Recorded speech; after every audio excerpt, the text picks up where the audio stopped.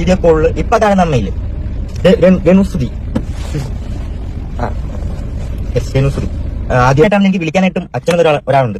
എനിക്ക് എന്തൊക്കെ ചെയ്താൽ എനിക്ക് എന്തൊക്കെ വിഷമമുണ്ടെന്ന് പറഞ്ഞാൽ എനിക്ക് ഒരാളെ വിളിക്കായിരുന്നു. അച്ഛൻ എന്തൊക്കെ ചെയ്താലും എനിക്ക് വിളിക്കായിരുന്നു. ആ ഒരു ധൈര്യം ഇങ്ങനെ ഭയങ്കരമായിട്ട് എനിക്ക് ഉണ്ടായിരുന്നു. വെക്ക ഒരു ദിവസം ഷൂട്ടിന് പോകണ്ടെന്ന് പറഞ്ഞിട്ട് പിറ്റേ hi hello friends, welcome back. അപ്പം ഞാൻ ഇന്ന് പറയാൻ പോകുന്നത്, ഇന്ന് ഞാൻ കിച്ചുവിന്റെ ലൈവ്, ഇന്നലെ കിച്ചു ഒരു വീഡിയോ ഇട്ടിട്ടുണ്ടായിരുന്നു. അപ്പൊ അത് കണ്ടപ്പോൾ എനിക്ക് ശരിക്കും എന്ന് പറഞ്ഞാൽ അത് കാണുന്ന അമ്മമാരാണെങ്കിലും കേട്ടോ, ഒരു മക്കളുള്ള ഒരു അമ്മമാരാണെങ്കിൽ കുറച്ച് സങ്കടം വരും. സങ്കടം വരാതിരിക്കത്തില്ല. എനിക്ക് അവന്റെ വീഡിയോ കണ്ടപ്പോഴത്തേക്ക് ശരിക്കും എനിക്ക് എന്തോ ഒരു വിഷമം വന്നിട്ടുണ്ട്. നമ്മൾ ഇല്ലാതായ നമ്മുടെ മക്കൾ എങ്ങനെ ജീവിക്കും? അച്ഛനും അമ്മയും ഇല്ലാതായ ഒരു കൊച്ചിന്റെ നിസ്സഹായാവസ്ഥയാണ് അവൻ അവിടെ പറഞ്ഞു വെച്ചിരിക്കുന്നത്. അതുപോലെ തന്നെ രേണുവും കുടുംബം എന്താണ് ഇത്ര നാളും അവനോട് കാണിച്ചു കൂട്ടിയിരുന്നതെന്നുള്ളതിന്റെ ഒരു തെളിവും കൂടെ ഇവിടെ അവൻ പറഞ്ഞു വെക്കുന്നുണ്ട്. എന്താണ്, നിങ്ങൾ ഈ വീഡിയോ പൂർണ്ണമായിട്ടും കാണാം. കാരണം അവളെ രേണു എന്താണ്, ഏതാണ്, രേണുവിന്റെ കുടുംബം എന്താണ്, ഇവനെ എങ്ങനെയാണ് അവർ ട്രീറ്റ് ചെയ്തതെന്ന് ഇവൻ വന്ന് പറയുന്നുണ്ട്. പക്ഷെ അവൻ എന്താണ് ഇത്ര നാളും അവൻ ഇങ്ങനെയൊന്നും വന്ന് പറയാഞ്ഞത് എന്നാണ് എന്റെ ഒരു സംശയം. എന്ന് വെച്ചിട്ടുണ്ടെങ്കിൽ വളരെയധികം സങ്കടമായിട്ടുണ്ടായിരുന്നു അത് കണ്ടപ്പോഴത്തേക്ക്. അപ്പോഴൊക്കെ ഇവിടെയൊക്കെ മുഖം വലിച്ചു കീറി ഒട്ടിക്കുന്നുണ്ട്. എന്നാലും അവന് കുറെ അധികം പരിധി, എന്താണ്, ഒരു ലിമിറ്റേഷൻ വെച്ചിട്ടാണ് അവൻ പറയുന്നത്. അവൻ ഒന്നും പറഞ്ഞിട്ടില്ല ശരിക്കും. പക്ഷെ അവനൊന്നും പറഞ്ഞില്ലെന്ന് തന്നെ അതിനകത്ത് എല്ലാം തന്നെ അടങ്ങിയിട്ടുണ്ട്. അപ്പൊ അതിന്റെ ഇടയ്ക്കാണ് ഇവള്, ഞാൻ കിച്ചുവിനെ നോക്കുന്നു, എപ്പോഴും കിച്ചുവിനെ വിളിക്കുന്നു, കിച്ചു ഞാനും ഭയങ്കര ക്ലോസ് ആണ്, അതാണ് മാടയാണ് കോടയാണ്. ഇവൾ എന്തിനാ, ഇവള് അഭിനയ കുലപതിയാണ്. എനിക്ക് ആ കൊച്ചിന്റെ ആ ഒരു ഇത് കണ്ടപ്പോൾ, നിങ്ങൾ ആ കിച്ചുവിന്റെ ചാനലിൽ പോയി തീർച്ചയായിട്ടും കാണണം. അത് കണ്ടപ്പോഴത്തേക്ക് എനിക്ക് വളരെ ഇഷ്ടം. ഈ കൊച്ചു ഇങ്ങനെയൊക്കെയാണോ കടന്നു പോയത്? അപ്പൊ ഈ കൊച്ചു ഡ്രഗ്സ് ഉപയോഗിക്കുന്ന കാര്യം പറഞ്ഞിട്ടുണ്ടായിരുന്നു. അപ്പൊ അവൻ അത് ഉപയോഗിച്ച് തുടങ്ങിയാൽ വലിയ അത്ഭുതമൊന്നുമില്ല. പക്ഷെ അവൻ എന്താണ്, അവന്റെ തെറ്റ് മനസ്സിലാക്കി അവൻ മൂവ് ഓൺ ആയി വന്നിട്ടുണ്ട്. പക്ഷെ ഇനി മോനെ, നീ അങ്ങനെ ഒരു തെറ്റ് ചെയ്യരുത് എന്ന് മാത്രമേ നമുക്ക് പറയാവുള്ളൂ. അവന്റെ തെറ്റ് മനസ്സിലാക്കി. പക്ഷെ അവന്റെ സാഹചര്യമാണ് അങ്ങനെയൊക്കെ ചെയ്യിപ്പിച്ചത്. അപ്പം അവനത് മനസ്സിലാക്കി അവൻ തിരിച്ചു വന്നിട്ടുണ്ട്. പക്ഷെ ഇനി നീ നിനക്ക് നല്ല കാലിബർ ഉള്ള ഒരു വ്യക്തിയാണ്. നീ നന്നായിട്ട് പാട്ടൊക്കെ പാടുന്ന കണ്ടിട്ടുണ്ട്. അപ്പം നിനക്ക് നിന്റെ അച്ഛനും അമ്മയും നല്ല കലാകാരന്മാരുണ്ട്. അപ്പൊ അവർ രണ്ടുപേരുടെയും കഴിവ് നിനക്ക് കിട്ടിയിട്ടുണ്ട്. നീ അതിൽ സ്റ്റിക്ക് ഓൺ ചെയ്ത് നീ അങ്ങോട്ട് പോയി. അല്ലാതെ ഈ കണ്ട അപരാധി മക്കളുടെ കൂടെ ആ ഒരു കുടുംബത്തിൽ പോയി നീ ചെന്ന് ചാടാതെ നീ നിന്റെ രീതിക്ക് പോകും. അതുകൊണ്ടൊപ്പം തന്നെ ആ ഋതപ്പനെയും കൂടെ രക്ഷിച്ചു പോകാൻ എന്തെങ്കിലും മാർഗം ഉണ്ടെങ്കിൽ കൊണ്ടുപോകും. എന്റെ ഒരു അഭിപ്രായം എന്ന് പറഞ്ഞാൽ, രേണു ഇന്നല്ലെങ്കിൽ നാളെ ഒരു കയറുമേ തൂങ്ങേണ്ട ഒരു ഗതി വരുന്ന ഒരു സിറ്റുവേഷനോട്ടാണ് പോകുന്നത്. അല്ലെങ്കിൽ അവൾ അവിടെ പോക്ക് വളരെ മോശമാണ്. ഇപ്പം എന്താണ്, ദുബായി പോയി എന്ന് പറഞ്ഞു, 2-ാം തീയതി വരുള്ളൂ. ഒരു ഉദ്ഘാടനത്തിന് പോയിട്ടുണ്ടെങ്കിൽ 1, 10, 15 ദിവസം. അത് എന്തായാലും ഉദ്ഘാടനമാണെന്ന് അറിയത്തില്ല. അപ്പം വെൽക്കം ബാക്ക്. എന്റെ വീഡിയോ ആദ്യമായിട്ടാണ് നിങ്ങൾ കാണുന്നതെങ്കിൽ എന്താണ്, സബ്സ്ക്രൈബ് ചെയ്യുക. അപ്പം ലൈക്ക് എന്നൊരു ഓപ്ഷൻ ഉണ്ട്. രേണുവിന് ഇഷ്ടമല്ല എന്നുള്ളവർ തീർച്ചയായിട്ടും ലൈക്ക് ചെയ്യുക. അതുപോലെ തന്നെ രേണുവിന്റെ ഫാൻസ് അസോസിയേഷൻ ആണ് ഈ വീഡിയോ പ്രത്യേകമായിട്ട് കാണേണ്ടത്. അതുപോലെ തന്നെ രേണു ഈയിടെയായിട്ട് PR കൊടുത്തിട്ടുണ്ട്. ഞാൻ കണ്ടിട്ടുണ്ടായിരുന്നു ഒരു ചാനലിൽ. അവള് ബിഗ് ബോസിൽ പോയ സമയത്തും ആ ചാനലിലൂടെയാണ് രേണുവിന്റെ കുറെ അധികം പ്രൊമോഷനും കാര്യങ്ങളും നടന്നുകൊണ്ടിരുന്നത്. അപ്പൊ അവര് വീണ്ടും വന്നിട്ടുണ്ട്, സജീവമാണ്. നമ്മുടെ കമന്റ് ബോക്സ് നോക്കിയാൽ തന്നെ കമന്റ്, PR ലെവലിലുള്ള കമന്റുകൾ വീണ്ടും വരാൻ തുടങ്ങിയിട്ടുണ്ട്. വാലും പേരും തലയും ഇല്ലാത്ത കമന്റുകളൊക്കെ വരാൻ തുടങ്ങിയിട്ടുണ്ട്. അപ്പം ആദ്യമായിട്ട് ഇവള് എന്താണ് ഇവിടെ പോയിട്ട് കാണിക്കുന്നത് നമുക്ക് നോക്കാം. എന്താണ്, ഈ ദുബായി പോയിട്ട് ഇവള് കഴിഞ്ഞ ദിവസം ഒരു കമന്റ് എടുത്ത് വെച്ച് റിയാക്ട് ചെയ്യുന്നുണ്ട്. അവിടെ നിലവാരം ഞാൻ ഇനി പ്രത്യേകിച്ച് പറഞ്ഞു തരേണ്ട ആവശ്യമൊന്നുമില്ലല്ലോ. അവിടെ നിലവാരം നമ്മൾ കണ്ടതാണ്. എന്നാലും ഒന്ന് കണ്ടു നോക്കാം. പിന്നെ സ്ഥിരം കളിയുണ്ടല്ലോ, ഡാൻസ് കളിയുണ്ട്, പിന്നെ പാട്ട് പാടിക്കൊണ്ട് ഡാൻസ് കളിക്കാറുണ്ട്. സ്ഥിരം കളിയാണ്. രക്ഷയില്ലപ്പാ. ഉദ്ഘാടനം കഴിഞ്ഞിട്ട് കളികളുകൊണ്ടാണ് ഞാൻ പോകാത്ത. സ്ഥിരം കളിയാണ്. നിങ്ങൾ വാട്ടോ. ഞാനൊരു പെണ്ണാണ്. ഇവിടെ ഈ ഒരു ഡയലോഗിന് ഞാൻ എന്ത് മറുപടിയാണ് പറയാനുള്ളത്? പോരാതെ ഞാനൊരു ഭാര്യയാണ്, 2 മക്കളുടെ അമ്മയാണ്. ഇതിന് നല്ല മറുപടി നമുക്ക് പറയാൻ അറിയാമേലാഞ്ഞിട്ടല്ല. പക്ഷെ ഇവളോടൊപ്പം താഴാൻ നമുക്ക് അറിയത്തില്ല. പക്ഷെ പിള്ളേർ സെറ്റ് ഒക്കെ എടുത്ത് വെച്ച്, അതിലൊക്കെ എടുത്ത് വെച്ചിട്ട് ഇത് റിയാക്ട് ചെയ്തുകൊണ്ടിട്ടുണ്ടായിരുന്നു. നല്ല രീതിയിൽ പിള്ളേർ സെറ്റ് അവന്മാര് ചെയ്യും. പക്ഷെ നമുക്കത്, നമ്മളൊരു കുടുംബമായിട്ട് ജീവിക്കുന്നുണ്ടും നമ്മളൊരു അമ്മ ആയതുകൊണ്ടും എനിക്കറിയത്തില്ല ഈ ഒരു ഡയലോഗിനൊക്കെ ഞാൻ എങ്ങനെ മറുപടി കൊടുക്കണമെന്ന്. ഇതിന്റെ അടി കുറെ അധികം കമന്റ് വന്നിട്ടുണ്ട്. കമന്റ് കുറെ അധികം ചിരിച്ചോണ്ടിരിക്കുന്ന, ചോദിച്ചു വാങ്ങി, ആർമി, രേണുസുതി ആർമി. ഇത് ഇവള് PR കൊടുത്തിറക്കി തന്നെയാണ്. അവൾക്ക് ആ ഒരു കളി മാത്രമായിരിക്കും അറിയുന്നത് ചേച്ചി. ഇങ്ങനെ കുറെ അധികം ഇവക്ക് ഇഷ്ടം പോലെ കമന്റുകൾ വരുന്നുണ്ട്. സത്യങ്ങൾ പറഞ്ഞു തുടങ്ങി, ഇനി കളി മാത്രം ഫോക്കസ് ചെയ്തോളൂ എന്നൊക്കെ പറഞ്ഞിട്ടുണ്ട്. ബാറല്ല, കളി അല്ലാത്തത് എന്തെല്ലാം സുധിച്ചേട്ടന് വേണ്ടിയല്ലേ? പിന്നെ മക്കൾക്കും കളി നടക്കട്ടെ. കളി കിടു മറുപടി, സന്തോഷമായി ജീവിക്കൂ, കളിക്കാൻ ഒരുപാട് പേരുണ്ടാവും, പക്ഷെ പറയുന്നവരാരും ഒന്നും കൊണ്ട് തരില്ല എന്നൊക്കെ. അപ്പം എന്താണ് അറിയത്തില്ല, ഇവക്കൊരു നാണവും ഉളുപ്പും ഒന്നും ഇല്ലാത്ത ഒരു അവസ്ഥയാണ്. ഇതിന് നമ്മൾ എന്ത് മറുപടി പറയണമെന്ന് അറിയില്ല. അപ്പം വെച്ച് താമസിക്കേണ്ട. എന്താണ് കിച്ചുവിന്റെ വീഡിയോയും കൂടെ ഒന്ന് കണ്ടിട്ട് നമുക്കൊന്ന് റിയാക്ട് ചെയ്യാം. വീഡിയോ കോളിൽ ഇപ്പൊ കാണുന്ന അമ്മയില് രേണുസുതി രേണുസുതി ആദ്യം അമ്മേനെ വീഡിയോ കോളിൽ കാണുന്ന ആ ടൈമിൽ ഭയങ്കരമായിട്ട് കമ്പനിയായി അമ്മയായിട്ട്. സൂപ്പർ ആയിരുന്നു ആ ടൈമിൽ. അപ്പം അങ്ങനെ ഒരു ദിവസം അമ്മ ഞങ്ങൾ എറണാകുളത്ത് പോയിരുന്നു. അങ്ങനെ ആദ്യം ഞാൻ കാണാമെന്ന് ഇങ്ങനെ കണ്ട് ഭയങ്കരമായിട്ട് കമ്പനിയായി. മനസ്സിലായി, അങ്ങനെ ഒരു ഭയങ്കര കമ്പനിയായി. ഇങ്ങനെ ഒരു ഇതില്ല, ഇങ്ങനെ കമ്പനിയായി. പിന്നെ അച്ഛനും ഇങ്ങനെ എൻ്റെ അടുത്ത് വന്നിട്ട് ഇങ്ങനെ ഒരു ദിവസം എടുത്ത് വെച്ച് ഇങ്ങനെ ഞാൻ കല്യാണം കഴിക്കട്ടെ എന്നൊക്കെ എന്താണ് പറയാനുള്ളത്? അച്ഛന് ഇഷ്ടമാണോ? ഞാൻ അച്ഛന് ഇഷ്ടമാണോ? നമുക്ക് അവൻ എന്തൊക്കെയോ മനസ്സിൽ അത്രയധികം വിങ്ങി പൊട്ടിയിട്ടാണ് ഇവൻ ഈ ഒരു നമ്മളോട് പറയുന്നത്. അപ്പൊ ഇപ്പോഴത്തെ കാണുന്ന ഒരു അമ്മയില്ലേ രേണുസുതി, അപ്പൊ അവന്റെ മുഖത്ത് ആ പാവത്തിലെല്ലാം ഉണ്ട്. ആ അമ്മയിൽ നിന്ന് അവൻ എന്താണ് കിട്ടിയിരിക്കുന്നത്? ഒരു നിസ്സഹായാവസ്ഥയാണ്. അച്ഛനും പോയി അമ്മയും പോയി, ആ ഒരു കുട്ടി അനുഭവിക്കുന്ന ഒരു നിസ്സഹായാവസ്ഥ. അതുപോലെ തന്നെ അമ്മ ഇല്ലാതായാല്, ഇവന്റെ അമ്മ നമുക്കറിയാലോ നേരത്തെ എന്തുവാണ് അവരുടെ പേര് മറന്നുപോയി. അപ്പം അവര് വേറൊരാളുടെ കൂടെ ഇങ്ങനെ പോയി, അങ്ങനെ ഒരു അമ്മ ഇല്ലാതെ വളർന്ന ഒരു കുട്ടിയാണ്. അപ്പൊ അവർ അച്ഛന്റെ ഒരു സിംഗിൾ പേരന്റിൽ നിന്ന് ഇങ്ങനെ വളരുമ്പോൾ, അല്ലെങ്കിൽ അച്ഛൻ നല്ല രീതിക്ക് അല്ലാതാകുമ്പോഴത്തേക്ക് അവൻ അനുഭവിച്ചുകൊണ്ട് അവൻ കടന്നു പോയ വഴികളും അവൻ ഒന്നും കൈവിട്ട് നിന്ന സമയത്ത് അവൻ എന്തൊക്കെയോ ആയിപ്പോയി. അവൻ എന്തൊക്കെയോ ലോകത്തോട്ട് പോയി. ഞാൻ പറഞ്ഞില്ലേ, എന്താ ഡ്രഗ്സും കാര്യങ്ങളും ആ ഒരു വഴിക്ക് പോയി. അപ്പൊ അവന് അതെല്ലാം ഒന്ന് പറഞ്ഞു വെക്കുന്നുണ്ട് എന്തെങ്ങനെയെന്നൊക്കെ. അപ്പം ഈ രേണുവിനെ കുറിച്ച് പറയുമ്പോഴത്തേക്ക് അവനൊരു പുച്ഛമാണ്. രേണു അവിടെ ഒന്നുമല്ല. രേണുവിന്റെ കുടുംബം ഇവനെ ഒരുപാട് ദ്രോഹിച്ചിട്ടുണ്ടെന്ന് തന്നെയുള്ള കാര്യം ഇവൻ ഇങ്ങനകത്ത് പറഞ്ഞു വെക്കുന്നുണ്ട്. എനിക്ക് എസ്പെഷ്യലി പറയാനുള്ള കാര്യം എന്ന് വെച്ചാൽ ഇവന്റെ അളിയൻ, രേണുവിന്റെ അളിയൻ, അയാൾ എന്തിന് പെണ്ണ് കെട്ടിയിട്ട് പിള്ളേരെ ഉണ്ടാക്കിയിട്ട് നിൽക്കുന്നതെന്ന് അറിയത്തില്ല. രേണു ആ സുധിയുള്ള സമയത്ത് തന്നെ ഈ അളിയൻ ഉൾപ്പെടെയുള്ളവരുടെ ചെലവ് സുധിയാണ് നോക്കിയെന്ന് പറയുന്നു. ഇപ്പൊ രേണു എന്തോന്ന് നോക്കുന്നത്? ഇവനെയൊക്കെ പച്ച മടൽ വെട്ടി അടിക്കണം. അളിയനായിരിക്കുന്നു. ഒരാളെ കെട്ടി പെണ്ണുമ്പോളെ മക്കൾ ഉണ്ടാക്കി കഴിഞ്ഞാൽ അവരുടെ ചെലവ് നോക്കാൻ ആദ്യം പഠിക്കണം. എനിക്ക് തോന്നുന്നു ഇവരുടെ വീട്ടിലെ താപ്പാന ഈ നനഞ്ഞവിടെ കുഴിക്കാന്ന് പറയത്തില്ലേ, ആ ഒരു സെറ്റപ്പ് ഈ അളിയൻ അവൻ നന്നായിട്ട് മുതലെടുക്കുന്നുണ്ട് എന്ന് എനിക്ക് തോന്നിയിട്ടുണ്ട്. രേണുവിനെയും സുധിയുള്ള സമയത്താണെങ്കിലും ഈ എന്താണ് ഈ സുധിയില് ഒരുപാട് മുതലെടുത്തിട്ടുണ്ട് ഇവര്. ഇപ്പൊ രേണുവിനെ ഇവരെ പിഴിഞ്ഞ് ജീവിക്കുന്നു എന്ന് എനിക്ക് തോന്നിയിട്ടുണ്ട്. ആ രീതിയിൽ പറഞ്ഞു. അപ്പൊ അങ്ങനെ കൊല്ലത്തെ വീട്ടിലൊക്കെ വന്ന് ഇവിടെ സംസാരിച്ച്, വല്യമ്മയൊക്കെ ആയിട്ട് സംസാരിച്ച്, അല്ല അതിൻ്റെ ഇടയ്ക്ക് ഇത് വന്നിട്ടുണ്ട്. വീണയും അച്ഛനും തമ്മിൽ ഡിവോഴ്സ് കാര്യങ്ങളെല്ലാം ഇങ്ങനെ പൈസ കൊടുക്കണം അങ്ങനത്തെ രീതിയിൽ ഉള്ള രീതിയിൽ പൈസയൊക്കെ കൊടുത്ത് ഡിവോഴ്സായി. അത് കഴിഞ്ഞിട്ടാണ് അമ്മേനെ കെട്ടുന്നത് കേട്ടപ്പെടുത്താം. അങ്ങനെ കൊല്ലത്തൊക്കെ സംസാരിച്ച് എല്ലാം റെഡിയായി. ഞാനും അച്ഛനും അമ്മയും എല്ലാവരും കൊല്ലത്ത് നിൽക്കുന്നു. അതിൻ്റെ ഇടയ്ക്ക് കൊല്ലത്ത് വെച്ചിട്ട് ചെറിയൊരു വഴക്കായി. ഞങ്ങൾ കോട്ടയം പോകുന്നു. സ്റ്റോറി സ്റ്റാർട്ട്സ് നൗ എന്ന് പറയാം അല്ലേ? കോട്ടയത്തിൽ നിന്ന് ആദ്യമൊക്കെ ഭയങ്കര രേണു ഇവരുടെ ജീവിതത്തിലോട്ട് വരുമ്പോൾ ഉള്ള എങ്ങനെയാണ് വരുന്നതെന്നാണ് പറയുന്നത്. അപ്പം ഇവന്റെ രണ്ടാനമ്മയായിട്ട് വന്ന വീണയും ഇവനുമായിട്ട് ഒട്ടും മാച്ച് ആയിരുന്നില്ല. വീണയ്ക്ക് ഒട്ടും ഇഷ്ടം ഉണ്ടായിരുന്നില്ല. അതിനും ഭേദം രേണു എന്ന് ഇവൻ കരുതി കാണും. അങ്ങനെ 1, 2, 3 അമ്മമാർ ഇങ്ങനെ മാറി മാറി വന്ന ഒരവസ്ഥ. അതിന്റെ ഇടയ്ക്ക് ഇവനെ വളർത്താൻ വേറെ ഏതാണ്ട് ഒരു വളർത്തമ്മ വന്ന കാര്യം അറിഞ്ഞിട്ടുണ്ടായിരുന്നു. നമ്മൾ നേരത്തെ കണ്ടതാണ്. അപ്പം എനിക്ക് 3, 4 അമ്മമാര് മാറി മാറി വരുന്നു. അപ്പം നമുക്കറിയാം സുധി എന്ന് പറഞ്ഞൊരു വ്യക്തി ജീവിതത്തിൽ വളരെ ഒരു ഫ്ലോപ്പ് ആയ ഒരു വ്യക്തിയാണ്. ജീവിതത്തിൽ ഒന്നും അല്ലാണ്ടായ വ്യക്തിയാണ്.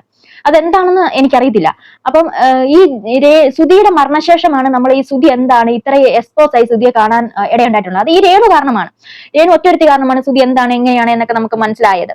അപ്പം എന്തൊക്കെയായാലും ഈ കൊച്ചിന് അന്ന് ആ സമയത്തുണ്ടായ ഒരു ട്രോമയും കാര്യങ്ങളൊക്കെയാണ് അവൻ ഇന്ന് പറഞ്ഞു വെക്കുന്നത്. എനിക്ക് തോന്നുന്നു ഇവനൊരു ഇൻട്രോവേർട്ട് ഒന്നുമല്ല. ഇവൻ ശരിക്കും ഇവനൊരു സിറ്റുവേഷനിലൂടെ കടന്നു പോകുന്നത്. പക്ഷെ ഇവൻ നല്ലൊരു ഡോക്ടറെ കണ്ടിട്ട് ഇവൻ അതിനുള്ള ഒരു സൈക്കോളജിസ്റ്റ് കണ്ട് അവൻ അതിനൊരു ചികിത്സിക്കുവാണെങ്കിൽ ഇവൻ നല്ലൊരു ഇതായിട്ട് വരും. എന്ന് വെച്ചാൽ അവന് മെന്റൽ പ്രോബ്ലം എന്നല്ല പറയാം. നമുക്ക് എല്ലാവർക്കും എന്ത് ചെയ്യാൻ ഇവന് നോ പറയാം. ഇവന്റെ അച്ഛനും നോ പറയാൻ അറിയില്ല. മറ്റുള്ളവർ എന്ത് വിചാരിക്കും എന്ന് കരുതുന്ന ഒരു സ്വഭാവം ഉണ്ടെന്നൊക്കെ ഇതിനകത്ത് പറഞ്ഞു വെക്കുന്നുണ്ട്. നമ്മൾ മോനെ നോ പറയേണ്ടത് നമ്മൾ നോ പറയാൻ തന്നെ ചെയ്യണം. കാരണം എനിക്ക് നേരത്തെ ആ ടൈപ്പ് ഒരു സ്വഭാവം ഉണ്ടായിരുന്നു. കാരണം എനിക്ക് ഇഷ്ടമില്ലാത്ത കാര്യങ്ങൾ പോലും എനിക്ക് നോ പറയാൻ പറ്റാതെ ഞാൻ നിന്ന സിറ്റുവേഷനിൽ ഞാൻ അല്ലാണ്ടായി പോയിട്ടുണ്ട്. പക്ഷെ ഞാൻ ഇപ്പം എന്റെ ആ സ്റ്റൈൽ എല്ലാം മാറ്റിയിട്ട് നോ പറയേണ്ടത് നോ എന്ന് തന്നെ തർപ്പിച്ച് പറയും. അപ്പൊ അങ്ങനെ പറയുമ്പോഴാണ് നമുക്ക് നമ്മളായിട്ട് ജീവിക്കാൻ പറ്റുന്നത്. ഇല്ലെങ്കിൽ നമ്മൾ കഷ്ടപ്പെട്ട് മറ്റുള്ളവർക്ക് വേണ്ടി ജീവിക്കേണ്ട ഒരു അവസ്ഥ ഉണ്ടാവും. നീ അതിനകത്ത് നിന്നൊക്കെ മൂവ് ഓൺ ആയിട്ട് നീയായിട്ട് ജീവിക്കുക. നോ പറയേണ്ടത് നോ പറയാ. പ്രതികരിക്കേണ്ടിടത്ത് കറക്റ്റ് സമയത്ത് അത് കറക്റ്റ് ആയിട്ട് പ്രതികരിക്കുക. ഇപ്പോഴല്ലേ ഇത് ഇത്രയായാലും തുറന്നു പറഞ്ഞാൽ നന്നായി എന്നേ പറയുള്ളൂ. അപ്പൊ നമുക്കറിയാം ഇവനൊരു തുറന്നിട്ട് രേണു ഇല്ലാണ്ടായിപ്പം. രേണു ഒരു പടച്ച് കെട്ടിവെച്ചിട്ട് ഒരു ചീട്ടുകൊട്ടാരമുണ്ട്. ആ ചീട്ടുകൊട്ടാരത്തിലോട്ടാണ് ഇപ്പൊ ഇവൻ ഇങ്ങനെ ഒരു കാര്യങ്ങൾ വിളിച്ചു പറയുമ്പോഴത്തേക്ക് അവർക്ക് എന്തുകൊണ്ട് നല്ല സമയമാട്ടോ. എന്തുകൊണ്ട് നല്ല സമയമാണ് എല്ലാം കൊണ്ടും. ഓരോന്നോരോന്നായിട്ട് പൊളിഞ്ഞു വീഴുന്നുണ്ട്. കേട്ടിട്ടില്ലേ, ദുഷ്ടനെ പന പോലെ ഉയർത്തും. അതൊക്കെ രേണുവിന് പറ്റിയ ഒരു പഴഞ്ചൊല്ലാണ്. അതുപോലെ തന്നെ അണയാൻ പോകുന്ന തീ ആളിക്കത്തും. ഇതൊക്കെ രേണുവിന് പറ്റിയ ഒരു പഴഞ്ചൊല്ലുകളാണ്. തുടർന്ന് കേൾക്കാം. സൂപ്പറായിരുന്നു. ഇങ്ങനെ ഞാൻ കൂടുതലും വീട്ടിൽ കൊല്ലത്തേക്ക് എന്നെ ഇങ്ങനെ അച്ഛമ്മ പുറത്തോട്ട് കളിക്കാനൊന്നും പറ്റത്തില്ല. അപ്പൊ അങ്ങനെ കൂട്ടുകാർ അങ്ങനത്തെ രീതി കളിക്കാനൊന്നും പോകത്തില്ല. എന്താ ചേച്ചി പാറു ഞാൻ അങ്ങനെയുള്ള ഒരു സെറ്റിൽ നിന്ന് കളിക്കത്തുള്ളൂ. അപ്പം ആഗ്രഹമൊക്കെ ഇങ്ങനെ പുറത്തേക്ക് കളിക്കണം. പക്ഷെ വഴക്ക് കിട്ടും. എങ്കിലും അറിയാതെ കുളിച്ചൊക്കെ പോയിട്ട് വരും. അങ്ങനെ ഇവിടെ വന്നപ്പോഴത്തേക്ക് ഞാൻ ഭയങ്കരമായിട്ട് ഫ്രീ ആയി. ഞാൻ അച്ഛൻ അമ്മ പിന്നെ അവിടുത്തെ രീതിയിൽ ഭയങ്കര ഒരു ഫ്രീഡം. ഞാൻ അച്ഛനെ എപ്പോഴും കാണുന്നു അങ്ങനത്തെ ഒരു ഇതായി. പിന്നെ ആ ഇത് കഴിഞ്ഞ് ഞാൻ കോട്ടയത്തേക്ക് കുറച്ച് കഴിഞ്ഞപ്പോഴത്തേക്കും എന്തൊക്കെയോ എന്തോ എല്ലാവരും ഇങ്ങനെ കോട്ടയത്ത് വന്ന് ആദ്യമൊക്കെ സെറ്റപ്പ്. പിന്നെ അങ്ങോട്ട് പോവാ എന്തൊക്കെയോ ഇതൊക്കെ വന്നു. അല്ലാതെ ഒരു സ്വഭാവമൊക്കെ ഒരു മാറ്റം. എന്തൊക്കെയോ പറയണമെന്ന് എനിക്ക് ബാക്കി പറയാം. ഞാൻ കമ്പ്യൂട്ടറൊക്കെ എടുത്തൊരു റൂമിനകത്ത് ഇങ്ങനെ അതിനകത്ത് ഗെയിം കളിച്ചു. എന്റെ ലൈഫ് മൊത്തം ഒരു ഭയങ്കരമായിട്ട് ഇങ്ങനെ ആകാൻ ഒരു കാരണം അതുമല്ല, അതും വേറെ. ഇതൊക്കെയാണ് ഇതിന്റെ ഒരു തുടക്കം. അവിടെ തൊട്ടുന്നാണ് എന്റെ ഒരു തുടക്കം. വീട്ടിൽ ഒരു റൂമിനകത്ത് ഇങ്ങനെ കമ്പ്യൂട്ടറും കളിച്ച് ഇങ്ങനെ അതിനകത്ത് തന്നെ വേറെ കാശില്ല. അച്ഛൻ മാത്രം എന്റെ റൂമിൽ വരെ എനിക്ക് ഫുഡ് വരും പോകും. ഇടയ്ക്ക് ഋതപ്പം വല്ലതും റൂമിൽ വന്നിരിക്കും. ഋതപ്പനെ ഞാൻ പിടിച്ച് മടി കിട്ടി കീബോർഡിലേക്ക് ഋതപ്പം കളിച്ചുകൊണ്ടിരിക്കും. ഇത് മാത്രമേ ഉള്ളൂ. ഞാൻ ആ റൂമിൽ നിന്ന് പുറത്തിറങ്ങത്തില്ല, ആരുടെ മിണ്ടത്തില്ല. എന്താല്ലേ ഇവന് എല്ലാം കൊല്ലത്തുനിന്ന് ഇവന്റെ വീട്ടിൽ നിന്ന് ഇവന്റെ അച്ഛന്റെ വീട്ടിൽ നിന്ന് ഇവര് കോട്ടയത്ത് പോയി. അതായത് ഇപ്പൊ പറഞ്ഞ രേണുവിന്റെ വീട്ടിലോട്ട് പോയ കാര്യമാണ് പറഞ്ഞത്. സുധിലയല്ല, അന്ന് അവർ വാടകയ്ക്ക് താമസിക്കുമായിരുന്നു. അപ്പം അവിടെ രേണു അടക്കമുള്ള രേണുവിന്റെ വീട്ടുകാർക്കുണ്ടായ മാറ്റമാണ്. ഇവനൊരു അധികപ്പറ്റാണല്ലോ, കാരണം ഇവൻ ഒരു ഔട്ട്സൈഡേഴ്സ് ആണ്. അപ്പം സുധി ഓഫ് കോഴ്സ് ആ വീട്ടിലായിരിക്കും, കാരണം രേണുവിനെ കല്യാണം കഴിച്ചതുകൊണ്ട്. പക്ഷെ ഇവൻ ആദ്യത്തെ കെട്ടിലെയാണ്. അപ്പൊ ഇവൻ ആ വീട്ടിൽ ആരുമല്ല, ഇവൻ ഒരു അധികപ്പറ്റായിട്ട് മാറുന്നു. അങ്ങനെയുള്ള കാര്യങ്ങളാണ് ഇവൻ ഇതിനകത്തോട്ട് പറഞ്ഞു വെക്കുന്നത്. അപ്പം ഒരു അമ്മ ഇല്ലാതായാൽ ഉള്ള ഒരു കൊച്ചിന്റെ അവസ്ഥയാണ്, അച്ഛൻ ശരിയല്ലെങ്കിൽ അമ്മ ഇല്ലാതായ ഉള്ള ഒരു കൊച്ചിന്റെ അവസ്ഥ. അപ്പൊ എനിക്കിവിടെ പറയാനുള്ളത് അമ്മമാരോടാണ്. ഇത് കേൾക്കുന്ന ഓരോ അമ്മമാരും, നമ്മൾ ചിലപ്പം വീട്ടിലെ പ്രശ്നങ്ങൾ കൊണ്ടോ അങ്ങനെ എന്തെങ്കിലും സാഹചര്യം കൊണ്ടോ കുറെ അമ്മമാർ ആത്മഹത്യ കാര്യങ്ങളൊക്കെ ചിന്തിച്ച് പോകുന്നുണ്ടായിരിക്കും. അപ്പൊ നമ്മുടെ മക്കളുണ്ടായിരിക്കും. അപ്പൊ നമ്മൾ ഇല്ലാതായാൽ നമ്മുടെ മക്കൾ എങ്ങനെ വളരും എന്നുള്ള ഒരു ഉത്തമ ഉദാഹരണമാണ് ഈ കിച്ചു എന്ന് പറഞ്ഞ ഒരു കൊച്ചി ഇവിടെ നമുക്ക് പറഞ്ഞു തരുന്നത്. അപ്പം ദൈവത്തെ ഓർത്ത് എത്ര പ്രശ്നങ്ങളുണ്ടെങ്കിലും എന്തൊക്കെ കാര്യങ്ങളുണ്ടെങ്കിലും നിങ്ങൾ ആത്മഹത്യയൊന്നും ചെയ്യാതിരിക്കുക. നമ്മുടെ മക്കളെ നോക്കുക. അമ്മ ഇല്ലെങ്കിൽ എന്റെ പൊന്നു കൂട്ടുകാരെ, അമ്മ ഇല്ലാതായോ മക്കളുടെ ജീവിതം അവിടെ കൊണ്ട് സ്റ്റോപ്പ് ആവുകയാണ്. എന്നെ സംബന്ധിച്ച് ഞാൻ എന്റെ കുഞ്ഞുങ്ങൾക്ക് വേണ്ടി മാത്രം ജീവിക്കുന്ന ഒരു വ്യക്തിയാണ്. എന്റെ കുഞ്ഞുങ്ങൾ, കാരണം എന്റെ കുഞ്ഞുങ്ങൾ ഒന്ന് പറക്കം മുട്ടുന്നിടം വരെ എനിക്കൊന്നും സംഭവിക്കരുത് എന്ന് വിചാരിക്കുന്ന ഒരു വ്യക്തിയാണ് ഞാൻ. കാരണം എനിക്ക് അവരാണ് എന്റെ എല്ലാ ലോകവും, എന്റെ സകലമാനവും അവരാണ്. ഞാൻ അവർക്ക് വേണ്ടി എന്തും ചെയ്യും, എന്ത് ത്യാഗവും ഞാൻ ചെയ്യും. അപ്പം അവരില്ലാത്ത ഒരു ലോകം എനിക്കില്ല. മറ്റു സുഖങ്ങളൊന്നും അതൊന്നും എനിക്കൊരു പ്രശ്നമല്ല, മറ്റൊന്നും. പക്ഷെ എന്റെ മക്കളാണ് എനിക്കെല്ലാം. ഞാൻ ഇല്ലാതായ ഒരു അവസ്ഥ വന്നാൽ എന്റെ ഹസ്ബൻഡ് വേറെ ഒരു കല്യാണം കഴിക്കുമോ? കല്യാണം കഴിച്ചിട്ടുണ്ടെങ്കിൽ ആ വരുന്ന ആൾക്കാരെ എങ്ങനെ എന്റെ കുട്ടികളെ കാണും? അത് മാത്രമല്ല, നമ്മുടെ സ്വന്തം അച്ഛനും അമ്മയാണെങ്കിൽ നമ്മുടെ സ്വന്തം റൂമിൽ നമ്മൾ ചെലവഴിക്കുമ്പോഴത്തേക്ക് പിള്ളേരൊക്കെ നമ്മുടെ ഇടയിലോട്ട് ഓടി വന്ന് കട്ടിലോട്ട് കയറി കിടക്കുന്ന ഒരു അവസ്ഥയൊക്കെ ഉണ്ട്. അങ്ങനെ ഒരു ഫാമിലി അങ്ങനെ ആയിരിക്കുമല്ലോ. അതേസമയം നമ്മൾ ഇല്ലാണ്ടായി നമ്മുടെ ഹസ്ബൻഡ് വേറെ ഒരു കല്യാണം കഴിച്ചു പോയിട്ടുണ്ടെങ്കിൽ അപ്പൊ വേറൊരു സ്ത്രീയാണ് വരുന്നത്. അപ്പൊ അവർ തമ്മിൽ ഇങ്ങനെ റൂമിലൊക്കെ ഇരിക്കുവാണെങ്കിൽ നമ്മുടെ മക്കൾക്ക് നമ്മുടെ റൂമിലോട്ട് അങ്ങോട്ട് ഓടിക്കേറി വരാനായിട്ട് മടി വരും. കാരണം അച്ഛൻ എന്റെ സ്വന്തമാണ്, പക്ഷെ അമ്മ വേറെയാണ്, എന്റെ സ്വന്തം അമ്മയല്ലല്ലോ. അപ്പൊ അത് അന്യരാണ്. അപ്പൊ അതൊക്കെയാണ്, ആ ഒരു പിക്ചറൊക്കെയാണ് എന്റെ മനസ്സിൽ ഇരിക്കുന്നത്. അപ്പൊ അങ്ങനെയൊക്കെ വരുമ്പോഴത്തേക്ക് എന്റെ കുഞ്ഞുങ്ങള് സങ്കടപ്പെടും. അവർക്കൊരു ഒന്നും തുറന്നു പറയാനുള്ള ആള് കാണത്തില്ല. അപ്പൊ അങ്ങനെയൊക്കെ വിചാരിക്കുമ്പോൾ ഞാൻ വിചാരിക്കും, ഈശ്വര എന്റെ കുഞ്ഞുങ്ങളെ ഒരു നല്ല സാഹചര്യത്തിൽ ഒരു നല്ല നിലയിൽ എത്തുന്നിടം വരെ, സ്വന്തം കാലിൽ നിൽക്കുന്നിടം വരെ എനിക്കൊന്നും സംഭവിക്കരുതേ എന്നൊക്കെ ഞാൻ വിചാരിക്കാറുണ്ട്. സത്യം കേട്ടോ, സീരിയസ്ലി എനിക്ക് എന്റെ പിള്ളേരാണ് ഏറ്റവും വലുത്. കൊറോണ വന്നിട്ട് കൊറോണ വന്ന് അതിനിടയ്ക്ക് അച്ഛൻ ഒരു യൂട്യൂബ് ചാനലൊക്കെ തുടങ്ങിയിട്ട് ഒരു വെബ് സീരീസ് ഒക്കെ ചെയ്യുന്നുണ്ട്. അച്ഛൻ കുറെ ആർട്ടിസ്റ്റുകളൊക്കെ വിളിച്ച് അച്ഛനെ ലോക്ക്ഡൌൺ ആയി, ആൾക്കാർ അവിടെയും പെട്ടുപോയി. എന്നിട്ട് അതിന് വേണ്ടിയിട്ട് അവിടെ ഇതൊക്കെ ചിലവൊക്കെ നോക്കാൻ വേണ്ടി കുറെ കടമൊക്കെ വാങ്ങി.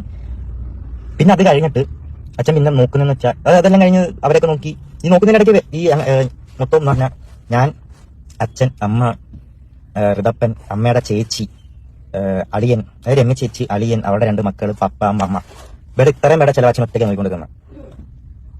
മനസ്സിലായി? അത് ആ ടൈമിൽ ഇങ്ങനെ അച്ഛനാണെങ്കിൽ ഈ അച്ഛൻ്റെ എന്റെ ഒരു മെയിൻ സ്വഭാവം നോ പറയാൻ അറിയത്തില്ല ആരുടെ മുന്നിൽ. അത് ഞങ്ങൾക്ക് 2 പേർക്കും അറിയാം, ഞങ്ങളുടെ കൊള്ളാത്ത സ്വഭാവം അതായിരുന്നു, നോ പറയാൻ അറിയത്തില്ല. ഇത് സുധിയുടെ കടവും കാര്യങ്ങളൊക്കെ ഉള്ള സമയത്ത് എങ്ങനെ കടമുണ്ടായി കാര്യങ്ങളുണ്ടായി എന്നൊക്കെയാണ് പറയുന്നത്. അപ്പം ആ കോട്ടയത്തെ വീട്ടില് എത്ര പേരെ നോക്കണം? ഒരു വെബ് സീരീസ് നടത്താൻ വേണ്ടി വന്ന അത്രയും പേര് അവിടെ ലോക്കായി പോയിട്ടുണ്ടായിരുന്നു. പിന്നെ എന്താണ്, ഇവരുടെ വീട്ടുകാര്, അതായത് രേണുവിന്റെ അമ്മ, അച്ഛൻ, കുട്ടികള്, അതുപോലെ തന്നെ അവരുടെ അളിയന്റെ വൈഫ്, ഇതുപോലെ അവരുടെ പിള്ളേര്.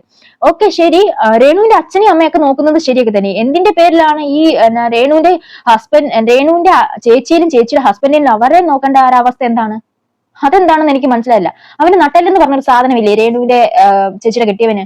അവൻ 2 പിള്ളേരെ ഉണ്ടാക്കിയിട്ട് വെച്ച്, അല്ലെങ്കിൽ സുധിയുടെ തലയിലോട്ട് ഉണ്ടാക്കി വെച്ച് കൊടുത്തേക്കണോ, അല്ലെങ്കിൽ രേണുവിനെ കൊണ്ട് ചോപ്പിക്കാൻ ഇരുത്തിയേക്കുവാണോ?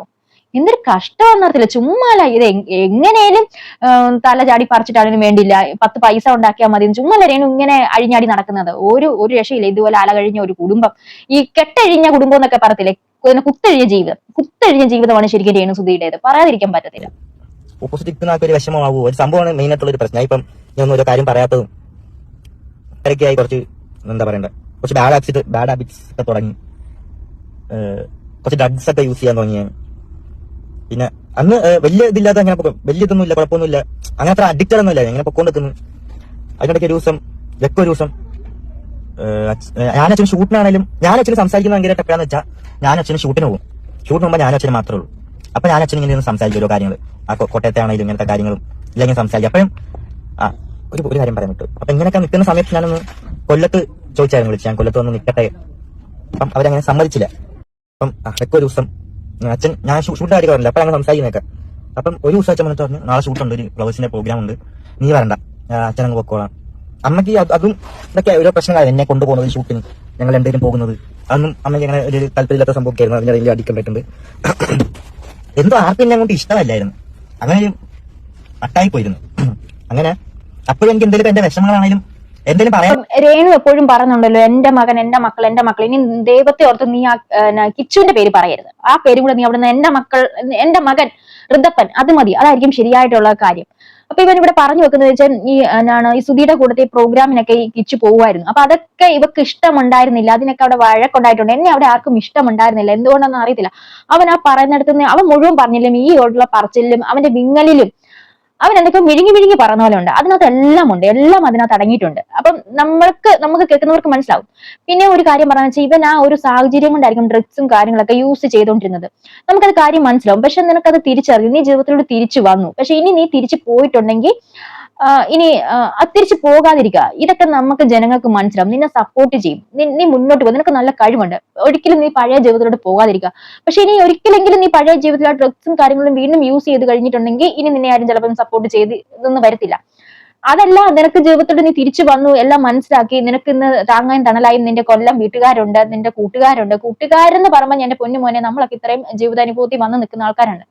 എല്ലാ സമയത്തും കൂട്ടുകാരുണ്ടാകണമെന്നില്ല. വീട്ടുകാരാണ് കൂട്ടുകാർ. നമ്മുടെ ആത്മാവ് മാത്രമേ ഉള്ളൂ. നമ്മൾ ജനിച്ചതെല്ലാം ഒറ്റയ്ക്കാണ്, അല്ലെ? നമ്മുടെ പെറ്റമ്മയുടെ വയറ്റിൽ 9 മാസം 9 ദിവസവും കിടക്കുന്ന നമ്മൾ ഒറ്റയ്ക്കാണ്. അത് പ്രസവം എന്ന് പറഞ്ഞ ഒരു പ്രോസസ്സ് ചില്ലറ പ്രോസസ് ഒന്നും അല്ല.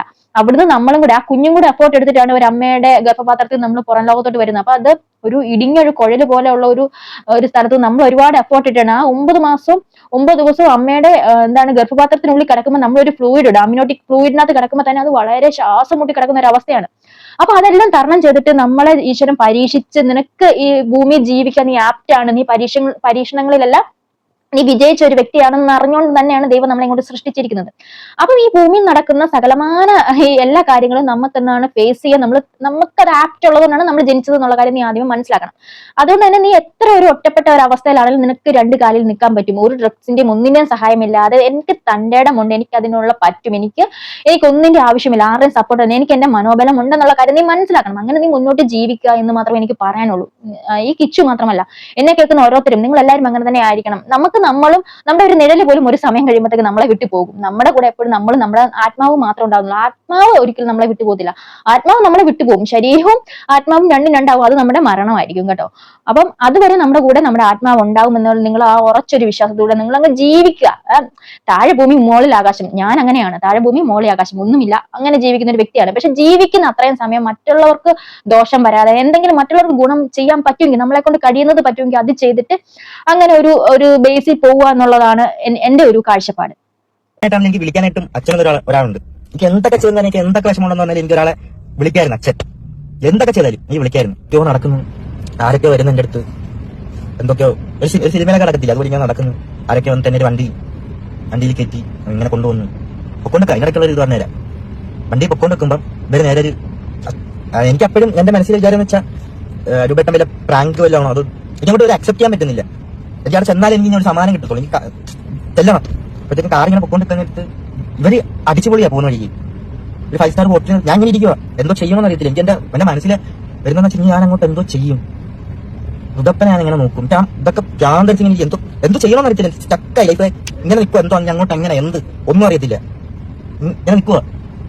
ഇവര് 5 സ്റ്റാർ ഹോട്ടലിൽ കയറി ഫുഡ് കഴിക്കുന്നുണ്ട്. തുപ്പൽ ഇറക്കാൻ പറ്റുന്നില്ല എനിക്ക്. ഒന്നും മിണ്ടാതെ. എനിക്ക് അങ്ങോട്ട് തുടങ്ങി എനിക്കൊന്നും റെസ്പോൺസ് ചെയ്യാൻ പറ്റുന്നില്ല. എനിക്ക് ഒന്നിനോടൊന്നും ഭയങ്കരമായിട്ട് ഒറ്റയ്ക്ക് ഇങ്ങനെ എന്തോ ആയിപ്പോയി. ഞാൻ ഹോട്ടലിൽ കയറുന്നു, ഫുഡ് കഴിക്കുന്നു, വീണ്ടും പോകുന്നു. ആശുപത്രി എത്തുന്നവരെ ചിന്തിക്കും ഇതൊക്കെ ഒരു പ്രാങ്ക് എന്നായിരിക്കണേ, അങ്ങനെ എന്തെങ്കിലും കാര്യക്കണേ. പക്ഷെ പോകുന്ന വഴിക്ക് ഒരു ന്യൂസ് ഇട്ടേക്കുക, ന്യൂസിനകത്ത് കണ്ട് എനിക്ക് അപ്പോഴും അങ്ങോട്ട് അക്സെപ്റ്റ് ചെയ്യാൻ പറ്റുന്നില്ല. എന്തോ നേരെ ചെന്ന ആദ്യച്ഛനെ അവിടെ കണ്ട് ഇവൻ പറഞ്ഞതിൽ വെച്ച് നമുക്ക് നോക്കുമ്പോൾ ഇവന് ഡിപ്രഷൻ ഉണ്ട്, നല്ല രീതിയിൽ ഡിപ്രഷൻ ഉണ്ട്. അച്ഛനും അമ്മയും നഷ്ടപ്പെട്ട ഒരു കുട്ടി. അപ്പം ഇവൻ അച്ഛൻ മരിച്ച സമയത്ത് ഇവനെ ഇങ്ങനെ അച്ഛനെ കാണാൻ കൊണ്ടുപോയ സമയത്ത് ആ വണ്ടിയിലുണ്ടായിരുന്നത് രേണുവിന്റെ വീട്ടുകാർ തന്നെയാണ്. അപ്പൊ അളിയനാണ് അതിനകത്ത് മെയിൻ ഉണ്ടായിരുന്നു എന്നുള്ള കാര്യം പറയുന്നുണ്ട്. അപ്പൊ ഇവന്മാര് എന്താണ് പോകുമ്പോഴത്തേക്ക് അടിച്ചു പൊളിച്ച് 5 സ്റ്റാർ ഹോട്ടലിൽ കയറി ഫുഡും കഴിച്ചിട്ട് അടിച്ചു പൊളിച്ചു. കാരണം ഇവന്മാരുടെ ആരും അല്ലല്ലോ അല്ലേ. പക്ഷെ ആ കൊച്ചിന്റെ ഒരു കാര്യം ഒന്ന് ആലോചിക്കുക. അന്ന് ഇത്രയും 2-3 വർഷം മുമ്പാണ്. അപ്പം ഇന്ന് എനിക്കൊന്ന് ഇവൻ 2004 ജനിച്ചെന്ന് പറയുന്നു. അപ്പൊ ഇവന് അത്രയും ചെറുതാണ്, 10-17 വയസ്സുള്ള സമയത്ത് നടന്ന ഒരു കാര്യം. ആ കൊച്ചിന്റെ കാര്യം ആരെങ്കിലും വിചാരിച്ചു? അവന്റെ അച്ഛനില്ല, അവന് എല്ലാം ഓടിച്ചെന്ന് വിളിക്കാൻ പറ്റുന്ന ഒരാളായിരുന്നു. എത്ര അടി ഉണ്ടാക്കിയാലും ഇവനും ഇവന്റെ അച്ഛനും ഒരുപാട് അടിയും കാര്യങ്ങളൊക്കെ നടത്തിയിട്ടുണ്ടെന്ന് പറഞ്ഞു. ശരിയാണ്, മക്കളും അച്ഛന്മാരും അങ്ങോട്ടും ഇങ്ങോട്ടൊക്കെ ചില സമയത്ത് വാക്പോരും കാര്യങ്ങളൊക്കെ അങ്ങോട്ടും ഇങ്ങോട്ടും ഒക്കെ കയ്യാങ്കളിയൊക്കെ നടക്കാറുണ്ട്. പക്ഷെ അത് അച്ഛനും മകനുമാണ് എന്നുള്ള കാര്യമാണ് ഇവിടെ വാസ്തവം. പക്ഷെ ആ ഒരു നിമിഷം അച്ഛൻ നാളെ തൊട്ട് ഇനി ഇല്ല, അമ്മ ഓൾറെഡി ഇല്ല, നാളെ അച്ഛനും ഇല്ല എന്ന് അറിയുമ്പോഴത്തേക്ക് ഇനി, കാരണം അവൻ അങ്ങനെ ഒരു സിറ്റുവേഷനാണ് ജീവിച്ചു പോകുന്നത്. ആരുമില്ല, ആരും സപ്പോർട്ട് ഇല്ലാത്ത ഒരു സിറ്റുവേഷന്. അപ്പൊ നാളെ ഇങ്ങനെ ഒരു വ്യക്തിയും കൂടി ഇല്ല, ഇനി തൊട്ടില്ല എന്ന് പറയുമ്പോൾ അവൻ ആകെ പടം മരച്ചിരിക്കുന്ന അവസ്ഥ. ഈ ഒരു സംഭവം ഞാൻ കേട്ടപ്പോ ശരിക്കും എനിക്കങ്ങ് വല്ലാണ്ട് അങ്ങ് സങ്കടമായി പോയിട്ടുണ്ടായിരുന്നു. അപ്പൊ അവന്റെ ഒരു അവസ്ഥ. പക്ഷെ ഇവിടെ എന്ന് പറയുമ്പോഴത്തേക്ക് ഇവന്റെ അളിയന്റെ, അതായത് സുധീർ അളിയന്റെ, ഈ രേണുവിന്റെ ചേച്ചിയുടെ ഭർത്താവിന്റെ എന്താണ് ഈ നനഞ്ഞവിടം കുഴിക്കുന്നവനെയാണ് എനിക്ക് ഇതിനകത്ത് തോന്നിയിട്ടുള്ളത്. അവനെ ആദ്യം അടിച്ചവിടെ നിന്ന് ഇറക്കണം, അവനെ കുടുംബത്തെ അടിച്ചിറക്കണം. അപ്പൊ ഇവന് എന്നാ വിയർപ്പിന്റെ വലിയ അസുഖമുണ്ടോ? ഈ രേണുവിന്റെ ചേച്ചിയുടെ കെട്ടിയവന് ഇവന് വിയർപ്പിന്റെ അസുഖം ഉള്ള പോലെയാണ് തോന്നിയത്. എനിക്ക് അത്ര അത് വലിയൊരു ഫെയർ ആയിട്ട് തോന്നിയിട്ടുണ്ടായിരുന്നില്ല. ഞാൻ അത് ഒരു ആൾക്കാരാണ് അങ്ങനെ കൊണ്ടുവന്ന് റൂമിനെ തുറന്നപ്പോഴത്തേക്ക് ഇങ്ങനെ ഒരു തുണി ഇങ്ങനെ മാറ്റി കാണിച്ചു. അപ്പം മനസ്സിലായി. എന്നിട്ട് എന്ത് ചെയ്യണമെന്ന് അറിയത്തില്ല. അങ്ങോട്ട് എന്തോ ഇതാവും, ഞാനുണ്ട്, എന്തിനും വിളിക്കും. അങ്ങനെ ഞാൻ തലവേട്ടം കിട്ടണ്ട, അങ്ങോട്ടുള്ള കാര്യങ്ങളെല്ലാം നോക്കിക്കോളാം, ഇതിന്റെ പരിപാടികളെല്ലാം നോക്കിക്കോളാം, എന്താണെന്ന് വെച്ചാൽ ചെയ്യാൻ പറഞ്ഞു. എനിക്ക് എന്ത് പറയണമെന്ന് എനിക്കറിയില്ല. അവന്റെ കരച്ചിൽ കണ്ടപ്പോഴത്തേക്ക് സീരിയസ്ലി എനിക്കും കൂടെ കരച്ചിൽ വന്നു. അച്ഛന്റെ മൃതദേഹം ആദ്യം കാണുന്ന അവന്റെ ആ സിറ്റുവേഷൻ, അവൻ കരഞ്ഞോണ്ടാണ് ആ ഒരു ഇത് കാണുന്നത്. എനിക്ക് എന്റെ ഒരു കുഴപ്പമെന്ന് പറഞ്ഞാൽ, ഇങ്ങനെ ആരെങ്കിലും കരയുന്ന കണ്ടിട്ടുണ്ടെങ്കിൽ എനിക്ക് പെട്ടെന്ന് ഫീലിങ്സ് ആകുന്ന ഒരു സ്വഭാവമാണ്. അപ്പൊ നമ്മൾ എന്ത് പറയാനാണ്, അവന് ആരുമില്ലാതാവുന്ന ഒരു സിറ്റുവേഷൻ. ഞാൻ ഇതിനെന്താണ് പറഞ്ഞത്? എന്നിട്ടാണ് ഈ രേണു ഇതുപോലെ ഇട്ട് അവനായിട്ട് കോലം കെട്ടിക്കുന്നത്. ഇപ്പൊ ഇവനെ കൊണ്ട് പറയിപ്പിച്ചതാണ് അവിടെ കോലം കെട്ടി കളികളും. അവള് കടന്ന് കുന്തിളിക്കുന്ന കണ്ടിട്ടില്ലേ? സത്യം പറയുകയാണെങ്കിൽ ഈ സുധി മരിച്ചതില് വിഷമം ഉണ്ടായിരുന്ന ഏക ഒരു വ്യക്തി എന്ന് പറയാൻ എനിക്ക് തോന്നുന്നു ഈ കിച്ചുവിന്റെ കൊല്ലം വീട്ടുകാരുമായിരിക്കും. അതിൽ ഏറ്റവും കൂടുതൽ അവന് തീർന്നു പോയൊരു വ്യക്തി കിച്ചു ആയിരിക്കും.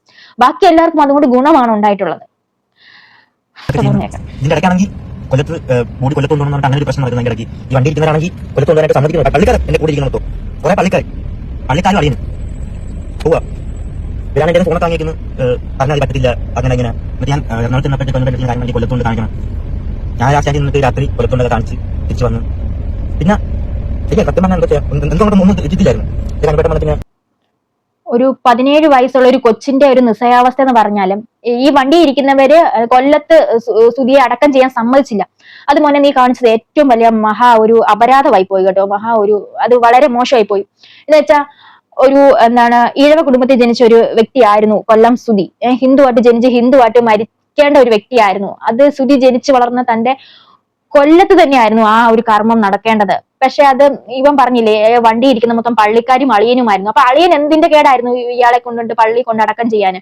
അതാണെങ്കിൽ ഒരു ഫ്രോഡ് പള്ളി. ആ പള്ളിയിലെ ഇന്ന് വികാരി ജയിലിലുവാ. അപ്പൊ ഇതൊക്കെയാണ് ഇവിടെ നടന്നത്. പക്ഷെ ആ ഒരു കാര്യത്തിൽ പോലും സുധിയുടെ ഒരു ആത്മാവിന് ഒരു കാരണവശാലും ഒരു നിത്യശാന്തി കിട്ടിയെന്ന് തോന്നില്ല. കാരണം എന്താണെന്ന് വെച്ചിട്ടുണ്ടെങ്കിൽ, താൻ ജനിച്ചു വളർന്ന വീട്, പ്രത്യേകിച്ച് ആൺകുട്ടികൾക്ക് താൻ ജനിച്ചു വളർന്ന വീട്ടിൽ തന്നെ അന്ത്യവിശ്രമം കൊള്ളണം എന്നുള്ള ഒരു ആഗ്രഹം തന്നെയായിരിക്കും. പക്ഷെ ഇവന്മാരുടെയൊക്കെ എന്തിന്റെയൊക്കെ ഒരു പിടിവാശി, ഇൻഷുറൻസും കാര്യങ്ങളൊക്കെ ഉണ്ടല്ലോ അല്ലെ, അതൊക്കെ വേണ്ടുന്ന പോലെ കിട്ടണ്ടേ. അപ്പം ഈ ലാഭക്കൊതി, ഈ ഒരു ആക്രാന്തം, ഇവറ്റകളുടെ ആക്രാന്തം കാരണം അതങ്ങനെയൊക്കെ അവസാനിച്ചു. എന്താണെങ്കിലും കൊല്ലംകാരി വെറും പാവങ്ങളാണെന്ന് എനിക്ക് തോന്നിയിട്ടുണ്ട്. ഇല്ലെങ്കിലൊക്കെ ഇവന്മാരുടെ ഈ ഒരു പിടിവാശി നടക്കുവോ? മഹാ മോശമായി പോയി. അത് കൊല്ലത്ത് തന്നെ നടക്കേണ്ട ഒരു കർമ്മമായിരുന്നു അത്. അപ്പൊ ഇതിനകത്ത് ഈ അളിയെന്ന് പറഞ്ഞ ഒരുത്തൻ ഇവൻ നനഞ്ഞവടം കുഴിക്കുന്നത്, ഞാൻ പലതവണ ശ്രമിച്ചിട്ടുണ്ട് ഇവനെ. നനഞ്ഞവടം കുഴിച്ചോണ്ടിരിക്കുന്ന ഒരു സെറ്റപ്പ് സമ്പ്രദായമാണ്. 1,80,000 രൂപ മൊത്തം അച്ഛന്റെ സംഭവം എല്ലാം ഇതാക്കി 1,80,000 ബില്ല് എന്റെ കൊടുത്തത്. വ്യവസായ കൊടുത്തുകൊണ്ട് എന്റെ കൊടുത്തത്. ഞാൻ പനുപെണ്ണിട്ട് വെച്ചിട്ട് ഞാൻ കാര്യം പറഞ്ഞു. ഇങ്ങനെയൊക്കെ പറയുന്ന പനുപെട്ടെന്ന് ഒരു പുള്ളിയും കൂടെ വിടാം, എന്നിട്ട് നീ ആ ചേട്ടനും കൂടെ പോയി എല്ലായിടത്തും നീ തന്നെ പോയി ബില്ലുണ്ടാക്കി ഇതാക്കാൻ പറഞ്ഞു. അങ്ങനെ ഞാനും 1000 വർക്ക് ചെയ്യുന്ന ചേട്ടനും ആ ചേട്ടനും കൂടെ വന്ന് ഞങ്ങൾ ഇതൊക്കെ ചേട്ടൻ എല്ലാം അവിടെ പോയി എല്ലാവരും ബില്ല് റെഡിയാക്കി 89,000 രൂപയാണ് മൊത്തം. ഞാൻ ഏറ്റവും എല്ലാവരും പൈസ കുറച്ച് ഞാൻ 89,000 കണ്ട് ബില്ലായി. അത് ഞാൻ ഇട്ട് കൊടുത്ത വ്യവസായം. അത് പനുപെട്ടെന്ന് എല്ലാവരും ചെയ്തതെല്ലാം പൈസ എല്ലാം ക്ലിയർ ചെയ്ത് എല്ലാം കഴിഞ്ഞ് ഒറ്റയ്ക്കായി. ഞാൻ ആ ടൈമിൽ ആദ്യമൊക്കെ അമ്മ എല്ലാവർക്കും ഭയങ്കര സ്നേഹമായിരുന്നു എന്നോട്. ആ ടൈമിൽ അച്ഛൻ വെച്ച ടൈമിൽ ഞാൻ ഒരു സ്നേഹം ഇങ്ങനെ കിട്ടുന്നുണ്ട്. എല്ലാ കാര്യത്തിനും കൂടി ആൾക്കാരുണ്ട്. പക്ഷെ അത് പിന്നെ കുറച്ച് കഴിഞ്ഞപ്പോഴത്തേക്കും അതുമില്ല. എനിക്ക് എന്തോ ചെയ്യണം പറ്റില്ല സത്യം പറഞ്ഞാൽ. അച്ഛനോട് ഭയങ്കരമായിട്ട് ഞാൻ അഡിക്റ്റ് ആയി പോയിട്ടാണ്. എനിക്ക് എന്തോ ചെയ്യാൻ ഒരു ഒറ്റയ്ക്ക് തന്നെ അച്ഛനായിട്ട് കുറച്ച് ഇങ്ങനെ പണ്ട് അടിയൊക്കെ ഉണ്ടായിരുന്നു. എനിക്ക് അതൊക്കെയാണ് എന്റെ ഒരു ടൈമിൽ കണ്ണടയ്ക്കാം. എനിക്ക് കണ്ണടയ്ക്കും രാത്രി ഉറപ്പില്ല. എനിക്ക് ഇങ്ങനെ അങ്ങനെ ഇരിക്കും. കണ്ണടച്ച് കഴിഞ്ഞാൽ അച്ഛനെ നോക്കിയിരുന്നു. അതിനകത്തും തട്ടിപ്പും വെട്ടിപ്പും അല്ലേ. കിച്ചു അല്ല ഈ രേണുസുധിയുടെ തന്ത കാണിച്ച ഒരു പോക്കൃത്തരമാണ് ഇവിടെ കാണിക്കുന്നത്. ഒരു 1,80,000 രൂപയുടെ ബില്ല് കൊണ്ട് കൊടുത്തിട്ട് ആ 17 വയസ്സുള്ള പയ്യന്റെ കയ്യിലാണ് കൊണ്ട് കൊടുക്കുന്നത്. ഇവരൊക്കെ ഒരു ആറ്റിറ്റ്യൂഡ് ഒന്ന് ആലോചിച്ച് നോക്കി. ഒന്ന് തകർന്നു നിൽക്കുന്ന ഒരു പയ്യനാണ്, തകർന്നു നിൽക്കുന്ന ഒരു 18 വയസ്സ് പോലും ആയിട്ടില്ല അവന്. എന്നിട്ട് എനിക്കൊന്നും പറയാനില്ല. അതിൽ ഇവൻ നേരിട്ട് പോയി ബില്ല് എടുത്തപ്പോഴത്തേക്കല്ല 80,000 ഒതുക്കി. നിങ്ങളൊന്ന് ആലോചിച്ച് നോക്ക്. ഈ ഒരു ഫാമിലി എന്താണെന്ന് നിങ്ങളൊന്ന് ആലോചിച്ച് നോക്ക്. മിക്കവാറും ഞാൻ ഈ ഒരു വീഡിയോ 2 പാർട്ടായിട്ടാണ് ഇടുന്നത്. കാരണം ഇപ്പൊ തന്നെ 32 മിനിറ്റ് ആയി. കാരണം ഈ വീഡിയോ ഫുള്ളും പറഞ്ഞില്ലെങ്കിൽ ശരിയാകത്തില്ല. അതുകൊണ്ടാണ് എനിക്കങ്ങനെ ഡ്രഗ്സിന് അഡിക്റ്റ് ആയ എന്നുള്ളൊരു കാര്യമാണ് പറഞ്ഞത്. ഇവനെ എനിക്കങ്ങനെ കുറ്റം പറയാൻ പറ്റത്തില്ല. ഇവൻ അങ്ങനെ ആയിപ്പോയതിൽ നമുക്ക് തെറ്റ് പറയാൻ പറ്റും. ഈ കാണുന്നത് എടാ മോനെ ഞങ്ങൾ എല്ലാവരും ക്ഷമിച്ചു, നിന്റെ കൂടെ എല്ലാവരും കാണും, നീ അത് തെറ്റ് തിരുത്തി വന്നല്ലോ, ഇനി നീ ആ വഴിക്ക് പോകാതിരിക്കും, നമുക്ക് കാര്യങ്ങൾ മനസ്സിലാവും, നീ ഇപ്പൊ ഇത്രയെല്ലാം തുറന്നു പറഞ്ഞല്ലോ. അപ്പം നീ എന്നും നല്ല നിലയിലേക്ക് പോകണം, നല്ല നിലയിൽ ജീവിക്കണം എന്നൊക്കെ തന്നെയാണ് നമ്മുടെ എല്ലാവരുടെയും ആഗ്രഹം. ഒരിക്കലും എവിടെയും ഒന്നിന്റെ പേരിലും തോറ്റു കൊടുക്കരുത്. നിനക്ക് അതിനുള്ള കാലിബർ ഉണ്ട്. എന്നും കൊല്ലംസ്റ്റിയുടെ മകൻ ഇന്ന് ഈ നിലയിലാണ് എന്ന് നീ നാട്ടുകാരെ കൊണ്ട് പറയിപ്പിക്കണം. അല്ലാതെ നീ ഈ അളിഞ്ഞ് ചീഞ്ഞളിഞ്ഞ ഈ ഒരു കുത്തഴിഞ്ഞ കുടുംബത്തോട്ട് നീ പോയി തല വെച്ച് കൊടുക്കരുത്. ആ ഋതപ്പനെയും കൂടെ എങ്ങനെങ്കിലും ഒന്ന് രക്ഷപ്പെടുത്തി എടുക്കണം എന്ന് മാത്രമേ നമുക്ക് പറയാനുള്ളൂ. അപ്പം എന്ത് ഞാൻ പറയാനാണ് ഇതിനകത്തൊക്കെ. നിങ്ങൾക്ക് ഇത് കേട്ടിട്ട് എന്താണ് പറയാനുള്ളതെന്ന് വെച്ചാൽ തീർച്ചയായിട്ടും ഒന്ന് കമന്റ് ചെയ്യുക ഗൈസ്. ഇതൊരു ഭയങ്കരമായിട്ട് ലാഗാണ്. ഇവന്റെ ഒരു വിഷമങ്ങളെല്ലാം ഇവനെ എല്ലാം എക്സ്പ്രസ് ചെയ്തിട്ടുള്ള ഒരു വീഡിയോ ആണ് ഇത്. ഇവന്റെ ചാനലിൽ കയറി നിങ്ങൾ തീർച്ചയായിട്ടും കാണുക. എനിക്കിത് കണ്ടപ്പോൾ എന്ത് പറയണം, എങ്ങനെ പ്രതികരിക്കണം എന്നറിയാം. ഒരു കൊച്ചിന്റെ ഒരു നിസ്സഹായാവസ്ഥ. ഞാൻ എപ്പോഴും പറഞ്ഞു, ഒരു അച്ഛനും അമ്മയും നഷ്ടപ്പെട്ട ഒരു കുട്ടി, അല്ലെങ്കിൽ ഒരു അമ്മ നഷ്ടപ്പെട്ട കുട്ടി. നിങ്ങൾ ഈ കേൾക്കുന്നവർ മനസ്സിലാക്കുക, ഒരു അമ്മ നഷ്ടപ്പെട്ട് കഴിഞ്ഞാൽ അവിടെ എല്ലാം തീർന്നു മക്കളെ. നമ്മുടെ അമ്മയാണ് എല്ലാം. അമ്മ ഇല്ലാത്ത ഒരു ലോകത്തെക്കുറിച്ച് നിങ്ങൾ ചിന്തിക്കുകയേ വേണ്ട. അമ്മയില്ലെങ്കിൽ അച്ഛനും ഇല്ല എന്നാണിത്. കാരണം അമ്മയാണ് ഒരു കുടുംബത്തിന്റെ അച്ചുതണ്ട്. ആ അമ്മ പോയി കഴിഞ്ഞാല് മക്കൾ പിന്നെ അവിടെ ഒരു വെറും വട്ടപൂജയാണ്. പിന്നെ അവരുടെ ജീവിതമേ ഇല്ല എന്നുള്ള ഒരു അവസ്ഥയാണ്. ശരിയാണ്, നമ്മുടെ അമ്മയോടൊക്കെ നമ്മൾ കയർത്തൊക്കെ പറയും. ഞാൻ എന്റെ അമ്മയോട് ഞാൻ എന്നൊക്കെ പറയുമെന്ന് എനിക്ക് തന്നെ അറിയത്തില്ല. പക്ഷെ ഒരു അമ്മ ഇല്ലാത്ത ഒരവസ്ഥ അതെനിക്ക് ചിന്തിക്കാനേ പറ്റത്തില്ല. ഇപ്പൊ ഞാൻ കല്യാണം കഴിഞ്ഞു, എനിക്ക് 2 മക്കളൊക്കെ ഉണ്ട്. പക്ഷെ എന്നാലും എന്റെ അമ്മ ഇല്ലാത്ത ഒരവസ്ഥ, എന്റെ അമ്മ ഇല്ലാത്തൊരു വീട്ടിലോട്ട് ഞാൻ കയറി ചെല്ലുന്ന ഒരവസ്ഥ എനിക്കത് ചിന്തിക്കാൻ പറ്റില്ല. ശരിയാണ്, ഞാൻ എന്റെ പപ്പായായിട്ട് ഭയങ്കര കമ്പനിയാണ്. എപ്പോ പോയാലും കുറച്ചു നേരമെങ്കിലും പപ്പായുടെ കൂടെ കെട്ടിപ്പിടിച്ച് കിടക്കാണ്ട് ഞാൻ വരാറില്ല. എന്റെ പപ്പായുടെ കൂടെ ഞാൻ ഇപ്പോഴും കല്യാണം കഴിഞ്ഞ് ഇത്രയും വർഷമായാലും കുറച്ചു നേരമെങ്കിലും എന്റെ പപ്പായുടെ കൂടെ ഞാൻ കടന്നിട്ടാണ് വരുന്നത്. പക്ഷെ ഒരുപാട് ബോണ്ട് ഞാൻ പപ്പായുമായിട്ടാണെങ്കിലും എന്റെ അമ്മ ഇല്ലാത്തൊരവസ്ഥ എനിക്ക് ചിന്തിക്കുന്നതിനും അപ്പുറമാണ്. എന്റെ ബ്രദർ ആണെങ്കിൽ തന്നെ മിക്ക ദിവസങ്ങളും അവൻ കടന്നുറങ്ങുന്നത് എന്റെ അമ്മയുടെ കൂടെയാണ്. നമ്മളൊക്കെ അങ്ങനെ ജീവിച്ച് വളർന്ന കുട്ടികളാണ്, അച്ഛന്റെ അമ്മയുടെയും കൂടെ. എന്റെ കല്യാണത്തിന്റെ തലേദിവസം വരെ ഞാൻ എന്റെ പപ്പായുടെ അമ്മയുടെയും കൂടെ കടന്നുറങ്ങുന്ന കുട്ടിയാണ്. ഇപ്പോഴും ചില സമയത്തൊക്കെ ഞാൻ എന്റെ പപ്പായുടെ അമ്മയുടെയും കൂടെയാണ് കടന്നുറങ്ങാറുള്ളത്, വീട്ടിൽ പോയി നിൽക്കുന്ന സമയത്തൊക്കെ. അങ്ങനെ ഇത്രയും വലിയ കുട്ടിയായി, നിനക്ക് 2 പിള്ളേരായി, അങ്ങനെയുള്ള ചിന്തയൊന്നും എന്റെ വീട്ടിലെ ആർക്കും വന്നിട്ടില്ല. എന്റെ ബ്രദറിന് പോലും വന്നിട്ടില്ല. അവനൊക്കെ ചില സമയത്ത് നമ്മുടെ മടിയിലൊക്കെ വന്ന് ഇരിക്കാറൊക്കെ ഉണ്ട്. എന്നെ കാലവാരി നില തടിക്കാറുമുണ്ട്. കട്ടിലൊക്കെ കിടക്കുമ്പോഴത്തേക്ക് ചിലപ്പം അവൻ എന്നെ കാലിൽ തൂക്കി നല്ല തടിക്കാറൊക്കെ ഉണ്ട്. ഇപ്പോഴും ഭക്ഷണ കാര്യങ്ങൾക്കൊക്കെ എന്തെങ്കിലും സ്വീറ്റും കാര്യങ്ങളും നമുക്ക് വേണ്ട. ശരിക്കും അത് എന്റെ കയ്യിൽ ഇരിക്കുമ്പോൾ അവൻ അത് അത്യാവശ്യമാണ്. അങ്ങനെയൊക്കെ ചെറിയ ചെറിയ കാര്യങ്ങൾക്കൊക്കെ അടിയും വഴക്കും, ഐസ്ക്രീം അങ്ങനെയുള്ള കാര്യങ്ങൾ, ചോക്ലേറ്റ് അങ്ങനെയൊക്കെ ഇപ്പോഴും ഞങ്ങൾ വഴക്കൊക്കെ കൂടാറുണ്ട്. പക്ഷെ മെച്യൂരിറ്റി ഇല്ലാത്തതുകൊണ്ടൊന്നും അല്ല കേട്ടോ, നല്ല മെച്യൂരിറ്റി ഉണ്ട്. പക്ഷെ അതൊരു സുഖമാണ്. അതെന്തോ ഒരു ഇതാണ്. നമ്മൾ അങ്ങനെ ഒരുപാട് സ്നേഹം അനുഭവിച്ച് വളർന്ന മക്കളാണ് ഞങ്ങൾ 2 പേരും.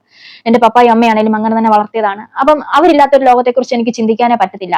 അതുകൊണ്ടാണ് നമ്മുടെ മക്കൾക്ക് പേരൻസ് അത്യാവശ്യമാണ്. ആരും അങ്ങോട്ടും ഇങ്ങോട്ടും അച്ഛനും വേണം അമ്മയും വേണമെന്ന് ഞാൻ കടുംപിടുത്തം പിടിക്കാനുള്ള കാര്യം. കാരണം നമ്മൾ അത് ആസ്വദിച്ച് വളർന്നാലേ ആ കുട്ടിയെ അച്ഛന്റെ അമ്മയുടെ സ്നേഹം കിട്ടി വളർന്ന മക്കൾ ഒരിക്കലും വഴി തെറ്റി പോകത്തില്ല.